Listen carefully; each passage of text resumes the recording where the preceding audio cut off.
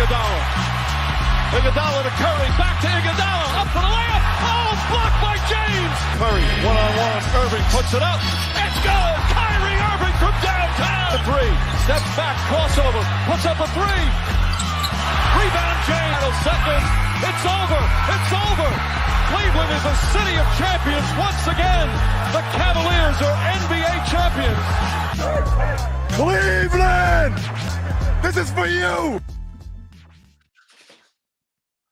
What's going on, Cavs fans?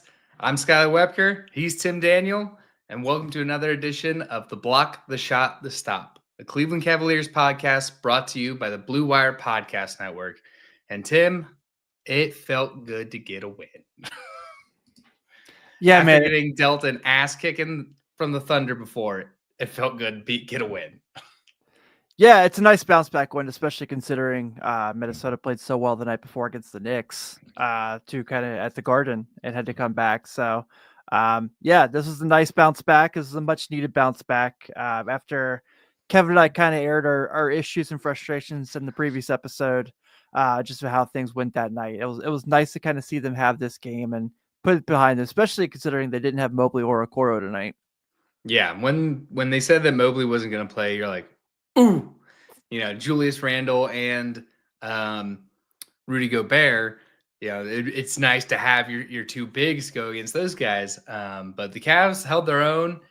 Jared Allen had a great game. He really, really deserves to be higher than 10th on the All-Star voting. So everybody go get your votes in. Do it. But outside of Jared Allen, looked like Donovan Mitchell is finally back in his rhythm, shooting well again. Darius Garland just continues his all-star, all NBA caliber season. And it just felt like we got back to Cavs basketball. Yeah, it wasn't necessarily a Cavalier night. It had its moments, but we weren't kind of had to have it going to that point. But it certainly felt like you mentioned those two, obviously Mitchell and Garland. But Ty Jerome had a really nice game again. Shout out TJ Maxx for stepping up there as well. It's been a little bit since we kind of seen him have one of those. I thought George was great. I know that Karras ended up getting the start in place of Mobley, but I thought he was good. Dean Wade, throwing hammers again, like he did in the first quarter. That was nice to see. So yeah, it certainly felt like it was back to Cavs basketball. You kind of saw shorter rotation tonight without those two guys that we're kind of really used to. And still a night where, once again, Jared Allen only plays 35 minutes. That's the max amount of minutes anyone played in a game last night for the Cavaliers. But two big scores off the bench. Another great Donovan Mitchell game just all around. So, yeah, man, it's a lot to be excited about. Yeah. You felt nervous without Mobley in the game. Like I said, he has been the guy that Kenny's runs the offense kind of through and for. So did not have him in the game against, like I said before, Julius Randle and Rudy Gobert. You felt probably how the Thunder felt that first game with only Hartenstein against our two bigs. That it was definitely something where like you kind of are feeling that vibe for sure. It's like, oh man, because I had actually put a bet in for Mobley. And then, like when before the news had come out this afternoon, I'd put it in for him because it's like, well, we got to get back on a roll in the bets as well. We're at a little bit of a streak, and then as I'm putting my daughter down for the night, I see that I got a refund on that. So thanks for that. I appreciate it, Fanatics. But yeah, just a really nice night for Jared Allen to kind of take advantage of that. Rudy Gobert was really good tonight too, in big stretches, especially shockingly had a lot of nice offensive moments. So this was a nice night. This was much needed on their end as well. So yeah, man, I think Jared Allen, like you said earlier, 10th in All-Star voting. Let's get that bounced up a little bit more. I think we have a couple days left, of voting, because I think starters get announced on the 23rd. So that would be Thursday. Don't they also do more than just fan voting though? Because I thought they did like league voting also. Yeah, and that'll I think fans strictly vote the starters, but if I remember correctly. I don't know. They've changed it around so many times now. It's hard to figure out. Like I know. I don't even know how many all-stars get in this year because it's East and West, and then like a 4-team bracket playoff style this year. It's dumb. I mean, I understand what they're trying to do. They're trying to not let the All-Star game become the Pro Bowl, but we're like way past that. We're way past that. You mean you still enjoy watching those guys play flag football? I wouldn't say I enjoy it, but that's about where we're at right now in this whole thing. But yeah, back to Cavs. We are at the midpoint of the season, exactly 41 games in. To be 35-6 is, I mean, obviously better than we would have expected in the preseason or coming into the season. Probably I would have had them pegged at 15, 16 losses right now. But man, 35-6. Woo! 35-6 is awesome. I mean, obviously it's unbelievable. You're on a 70-win pace. That's getting the job done, obviously. But I think the biggest thing to me, Skylar, is that 6.5 up on the Celtics right now up in the Eastern Conference. They lost tonight too. Yeah, they lost to Atlanta tonight. And then you're also 9 games up on the Knicks. So you're looking pretty. You're sitting pretty right now. In that case, I think that really jumps out a little bit more to be at the halfway mark and have that much of an advantage on the conference, to have home court advantage, where everything goes through you. You got to go to Cleveland to win the East, and so that's probably where you want to be. I mean, that's definitely where you want to be. Obviously, it's a Cavs fan, but that 35-6, that 70-win pace certainly makes it even sweeter. Did you get your bet in the over at the start of the season on their win total? I'll be honest, no, I didn't. I should have. I know Kevin has been pretty well known. He's mentioned a couple of times. He bet the Cavs to win the Central before the season started, and obviously he's gonna probably run away with that, considering Milwaukee is second to Central. It's a 12-game gap, just about. But yeah, with half the season to go. But I think the only thing I did make sure, like I put in for Evan Mobley for most improved player, and I do still feel good about that, even though we've had our conversations about that many of times. But if they honor what the award's supposed to be, then he's for sure the winner. Will they? We'll see, but they should. They should. I agree, but they won't. I mean, it's just like defensive player of the year. Somebody came out and said that on some podcast earlier this week that like they should do 2 defensive player of the years. Yeah. Because they pretty much go just off blocks, and if you're a guard, you're not really at an opportunity to get blocks as you are as a big. Yeah, I don't hate that idea. But yeah, I mean, there's definitely been those guys. Like I think Mikal Bridges had a great case one year in Phoenix to be defensive player of the year and didn't get it. And I think that I mean, I wouldn't be against it. I understand the point of it. But the good news is it doesn't look like Rudy Gobert is going to win it this year. So we'll kind of we'll go with that. You mean he won't get his 5th? Yeah, J&E. You shouldn't have 2 of those that he has. So, well, I mean, what would you say if the NBA came out and did like what MLB does, and they have a set of awards for each division? I'll be honest. I've kind of at the point where I don't think that's necessary in baseball anymore because everyone plays each other. That's true. Now that it's they play every team every season. Yeah. Yeah, I mean, I see that. I do think it helps decloud the big markets in the sense of, your big markets in both leagues are out west with LA and all the California teams. And then you're really only against Boston and New York in the East. So I think it helps shed some light on small market teams like Cleveland. Yeah, it does. But I don't think an Eastern Conference MVP and a Western Conference MVP is necessarily a thing we have to have at this point, or like an Eastern Conference Rookie of the Year, Western Conference Rookie of the Year. I think that's just probably a little too much. I'm fine with things the way they are there, but there is ways we could definitely honor players better than just looking at your blocks per game and stuff like that. So, yeah, I mean, I would agree. But I don't know, just fun idea, I guess, to see like I said, I mean, it's kind of nice in baseball because it does spread out beyond the big markets, but outside of that, and like you said, now that they play each other all the time, might not be a need for it anymore. Yeah, I don't know, man. That's probably me on my soapbox, and someone who has a baseball show as well. Probably just kind of speaking from my heart there. So, I'm surprised you're not wearing Notre Dame hoodie, by the way. did I tell you the story about that? Yeah, the A fell off. Yeah. So I got to save it for Monday. I did get Iris her gear though. It came in, and I'm very excited. Nice. Yeah, Have you seen the Shane Gillis Under Armour commercial? I did. Just saw it. It was pretty funny. I actually put it on my Instagram story. Yeah, that was awesome. It's basically how I feel. So actually, funny enough, he's in Cincinnati tonight. Is he really? Yeah, he's at the arena. That's funny. Yeah.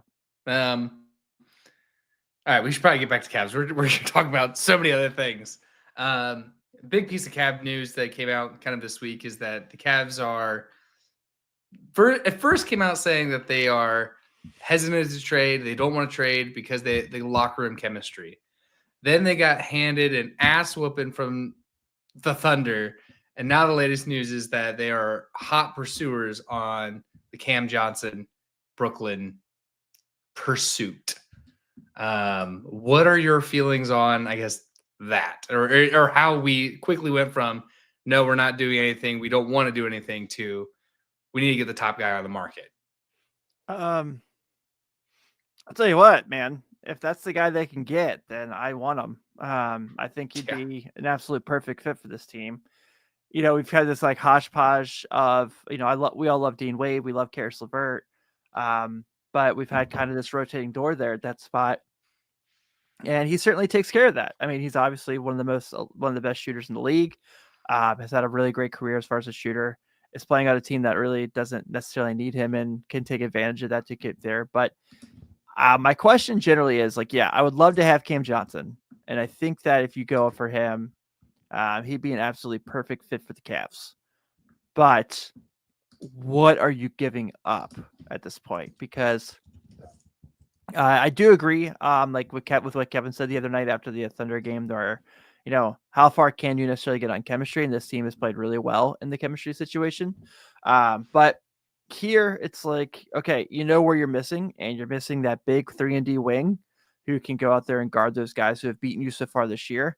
And Cam Johnson seriously takes care of that. So if there's a way you can get him, awesome.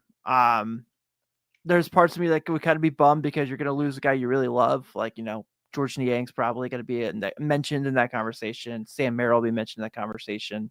I don't know if Max Strus is someone that'll come up. I can imagine he would. But I don't have anything set in stone to say that right now. But, you know, yeah, go get him if you can. But it's going to suck that you're going to lose someone you're really excited about.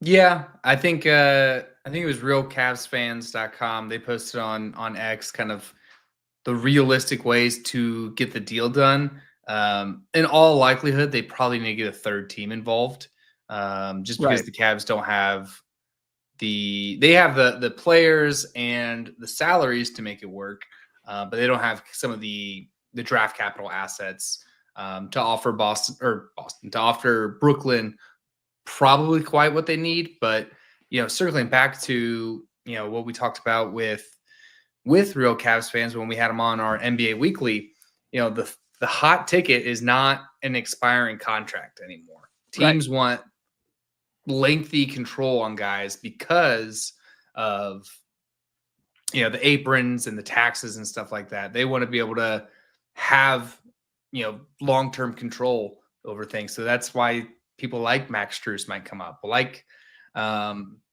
Niang and Merrill, who have more control beyond, you know, next season.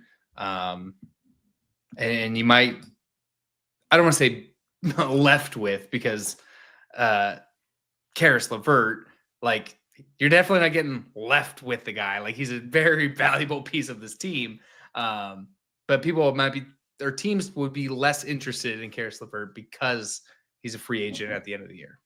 I don't know, man. It seems like Brooklyn's doing this thing where they got D'Lo back. Maybe they want Karras back. Maybe they get their whole band back together over there.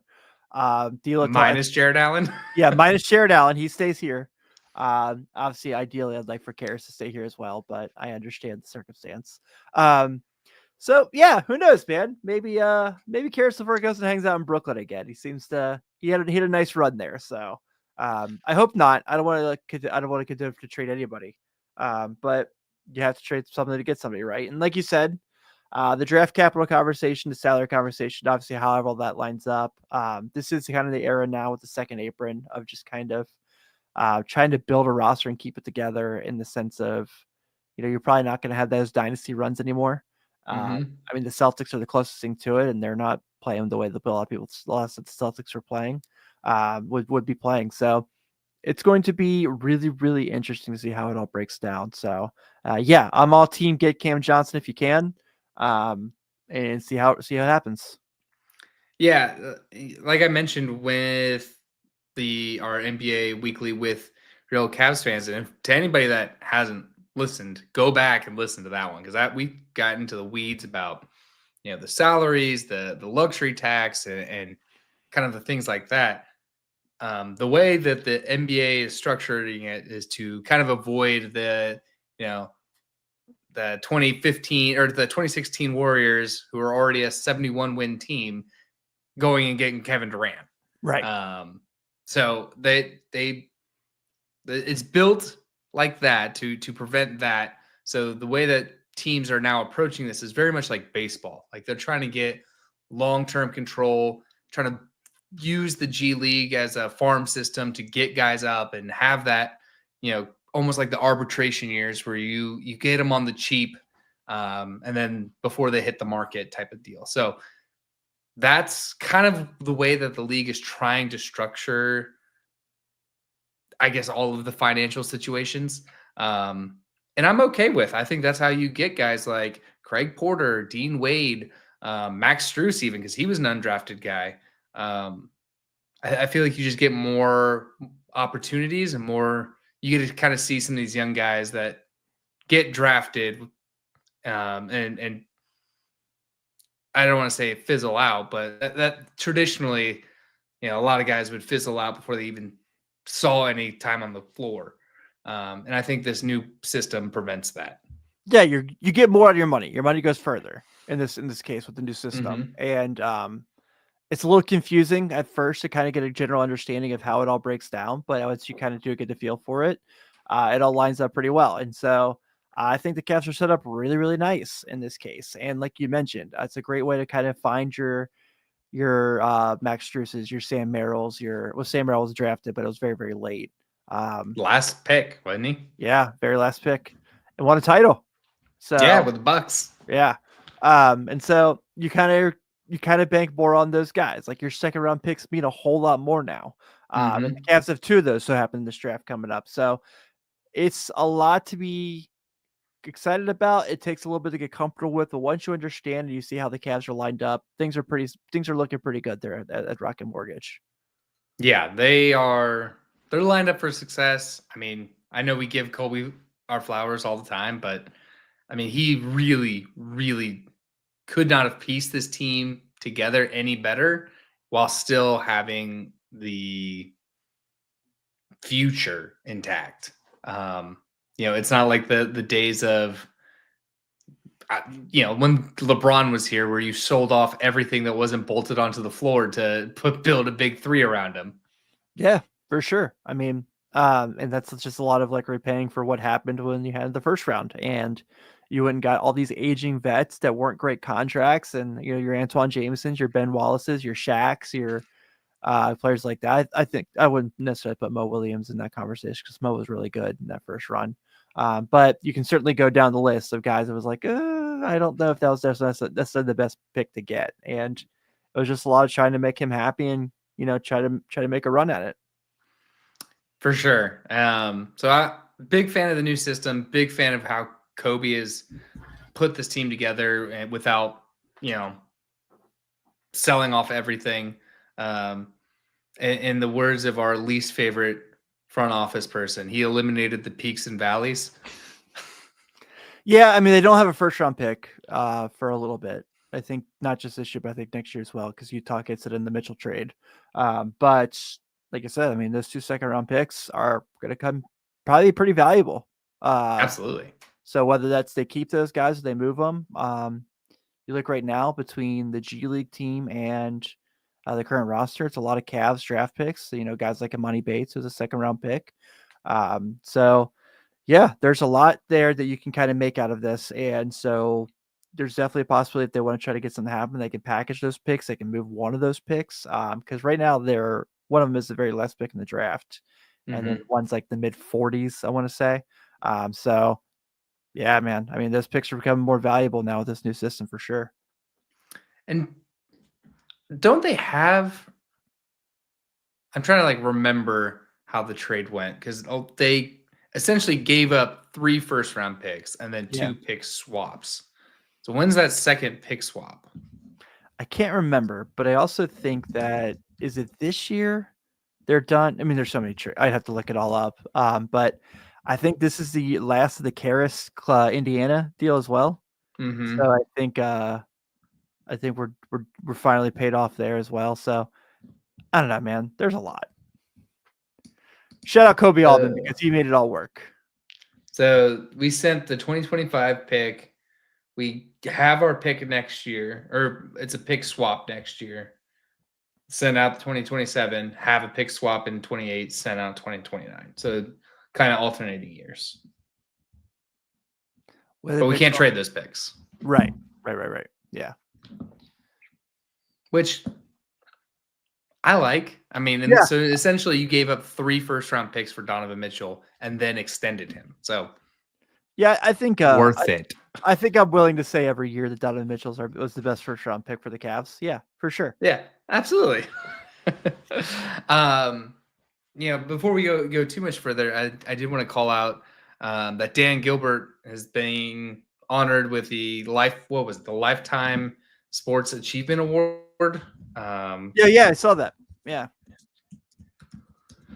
Which, good for him. I think he either continues to get or has gotten a lot of hate since the first departure of LeBron. The Comic Sans letter. The Comic Sans letter, which was the goofiest thing ever. What do you mean? I thought it was awesome. Like if you go back and if you go back and read it, it's like obviously LeBron coming back and wins the title makes it a little better.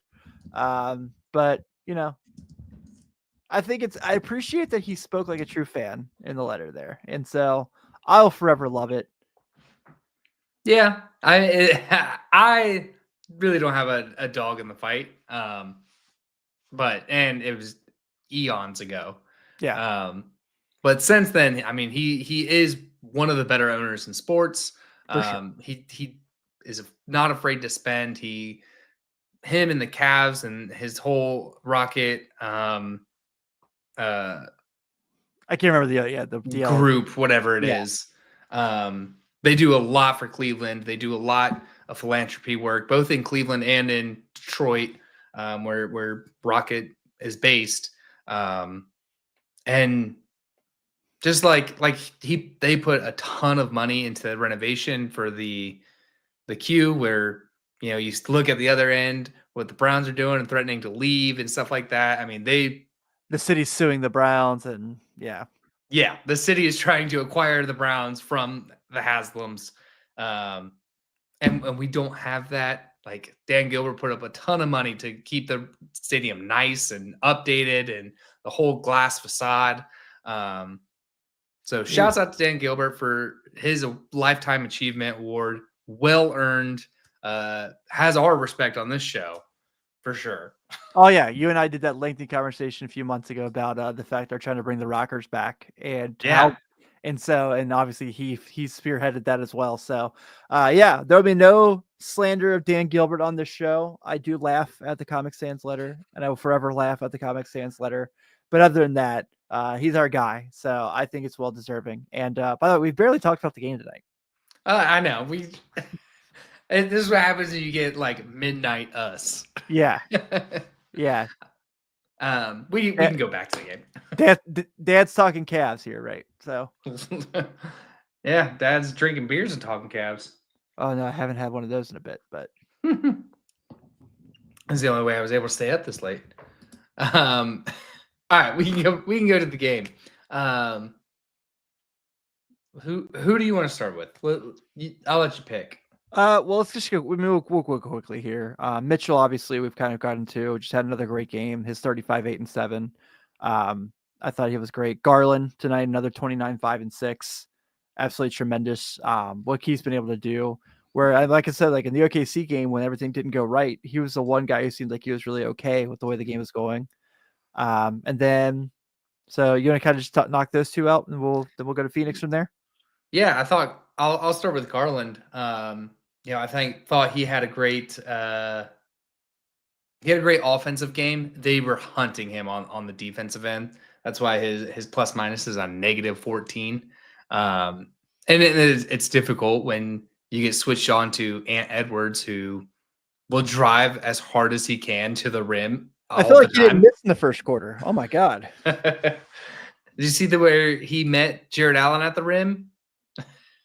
Yeah. So good shooting night from Darius. Still the assist numbers stay great.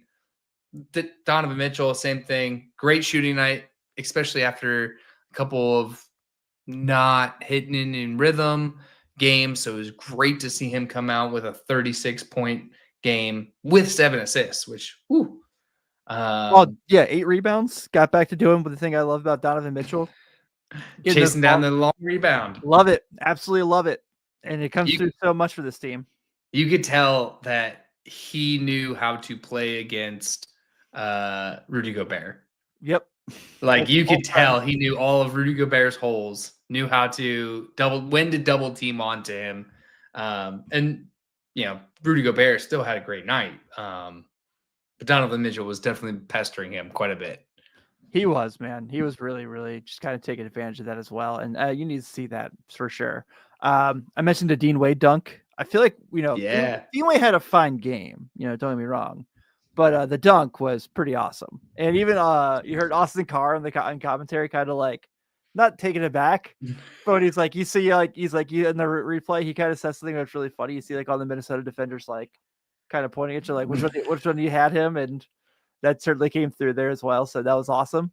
I thought Dean was really good. I know 8, 5, and 2 isn't anything that's going to make people like jump out of the gym by any means. And I know, like you said, that his plus minus wasn't great, but I think he served his purpose in this game. I mean, he kind of was the Julius Randle assignment quite a bit. So that's not necessarily an easy one, especially offensively. And Randle certainly had a nice game in your triple double.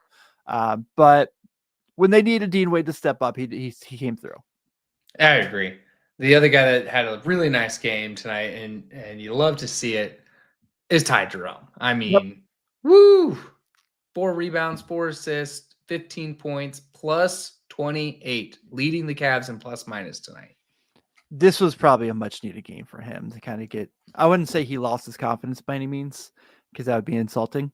But it felt like he kind of had his swagger back when he was out there. He was driving to the rim. He was taking people off the dribble. He was putting the ball on the deck. This is the TJ Maxx that we were all excited about. And so seeing him kind of do this again was pretty awesome. Yeah. I like I said, at the beginning of the season, the Cavs had him, signed him. They signed him last year, and they probably looked at his contract this year and said, we can offload this at some point.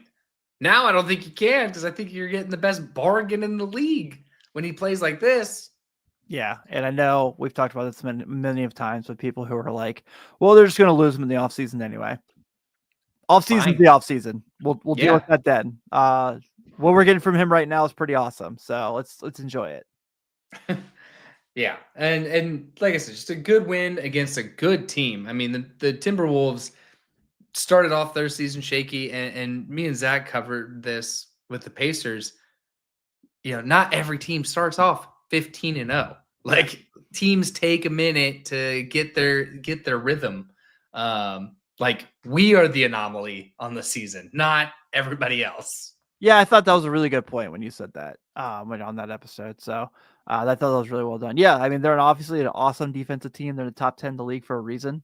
Offensively, they certainly normally struggle, though they had a pretty good night offensively tonight. So, and Edwards is obviously unbelievable and played 41 minutes tonight at 28 points. And so you kind of see those nights and you kind of just tip your hat to him. But it almost was kind of one of those nights where it felt like it was like, all right, he's just going to get his and let's just try to see what we can do with everyone else. So, yeah, and it's great to see, going against the Pacers. They were an Eastern Conference Finals team. Then going against the Thunder, who are probably a Finals team this year. Yeah. And then the Timberwolves, who were the Western Conference Finals team last year. So, we're not out there playing scrubs. Like these are teams built to go the distance. Yeah, and you have a Phoenix team on Monday who is obviously very, very good. Well, I shouldn't say very, very good. Should be much better than they are. But just got a nice win in Detroit against the Pistons. Are having a nice road trip so far. So that's going to be a matchup that's going to be really, really fun to watch. I don't understand what they're doing. No one does. Phoenix. Like they're purposely trying to blow their team up to get Jimmy Butler, who will just blow the team, self-destruct the team. Yeah, and I mean, not to kind of get to down that tangent any means, but if you're Miami, why do you want Bradley Beal? Why would you want to bring him in? I don't think he makes any sense for you. Miami just can't accept being mediocre, and so they're going to do whatever they can to not be. But I think this is probably the time, especially in this draft, just take it in. Take it in. Yeah. You're Miami. You're never going to be down long. Pat Riley needs to probably just cut ties there with Jimmy and then not go after a really terrible contract. Yeah, and Bradley Beal has a full no trade clause. Him and LeBron are the only two players that have full no trade clauses. Yeah, that's Washington being dumb, and anyone is taking that's to deal with that. So, have fun with that. I know Phoenix got a nice one tonight in Detroit. Like I said, Durant and Booker were awesome. They were both awesome.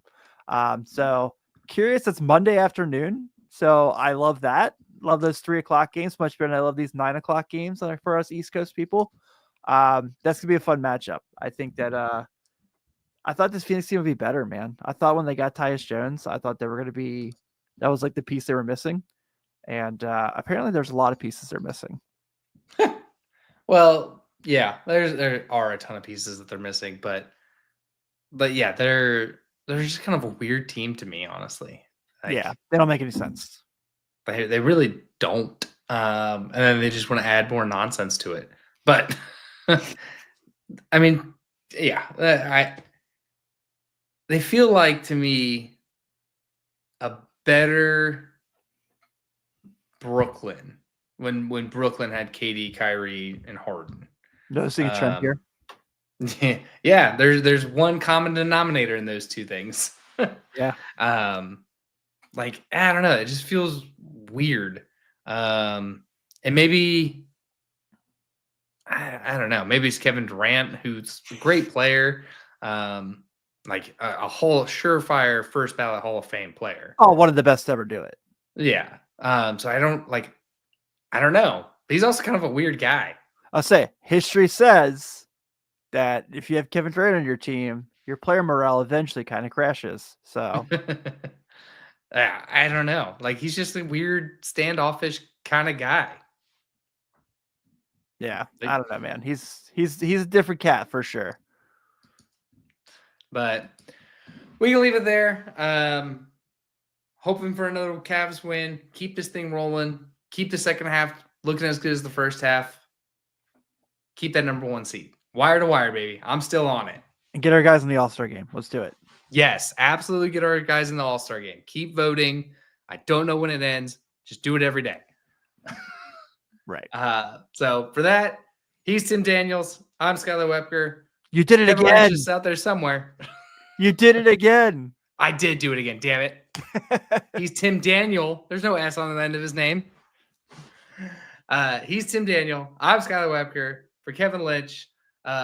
Please, before I go, please subscribe to our YouTube, your podcast app of choice. We're on everything. It really helps show our support. We love comments. We love interacting with you guys. We'll have some giveaways here soon. So make sure you subscribe to that stuff and stay notified. So with that, we'll go ahead and get out of here. Tim? Go Cavs.